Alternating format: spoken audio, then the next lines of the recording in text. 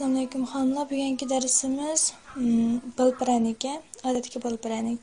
Bunga ketgan kerak materiallardan bo'lsa, 180 gram sarmay, sumaydan 60 gram, sodadan 10 gram, tuxum 4 tal, shakar 200 gram, un shakar ishlatilgan, hasaldan 200 gram, undan 750 gram. Javurdan bilan tayyorlab, sarmayimizni silib, kaynidan unni silib, uvoq holatda hammani solamiz, uvaymiz. Qumdek holatga keltiramiz. Mana burungi videolarimni ko'rgan bo'lsanglar bilasizlar. Sarmay bilan ikkisini aralashtirib uvoq holatga keltirganimni. Mana shu holatda uvoq qo'yamiz. Quruq javurimizga hamda bu ham tayyorlab olgan materiallarni hammani to'kamiz. Mayimizni, shakarni, sodani, hasalni, to'rtal tuxumni hemen aralashtiramiz. Qo'limiz bilan aralashtiramiz. Tamlash chiqib bilan qo'limiz bilan aralashtirsak.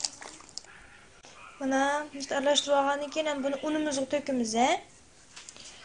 Unimizga hemen to'kib, xamir yig'iramiz. Hammasini tekshir aralashtirib xamir yig'iramiz. Mana xamir yig'iramiz. Mana chaplashib tursa hech qisi yo'q. Uni aralashtirmaymiz, undan belak. Va xamir oldiga kelgandan keyin va qo'limizga xamirlarning hammani tushirib yetib kelib, qo'limiz bir yuvib yetib, bunday mushlab turib shuqasak xamir oldiga keldi. Mana qo'limiz yuvib bo'lgandan keyin mana mushalat qilib, mana xamir oldiga kelib bo'ldi mana. Ko'rdingizmi? Lekin mana aysanimda elindi. Mushalat bo'ldi, unja olmaymiz. Mana xamirimizni mushalat qilib 5-10 minut tindiramiz, bir xil o'zlashdi xamirimiz.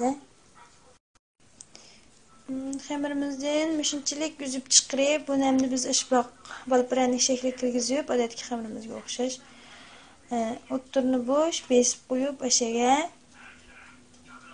tuxumning seriqini surtib, duxovkamizda pishiramiz. Mana mushalat tizib olgandan keyin bosh barmoqimiz bilan o'ttirni besib qo'yamiz, hammasini. Mana ustiga tuxum seriq surib oldik. Endi oldin qizitilgan duxovkamizga solamiz. 180 gradusda tang'ishib 15 minut qoqlab pishirsak bo'ldi. Mana balpiranikimiz tayyor bo'ldi, xonimlar.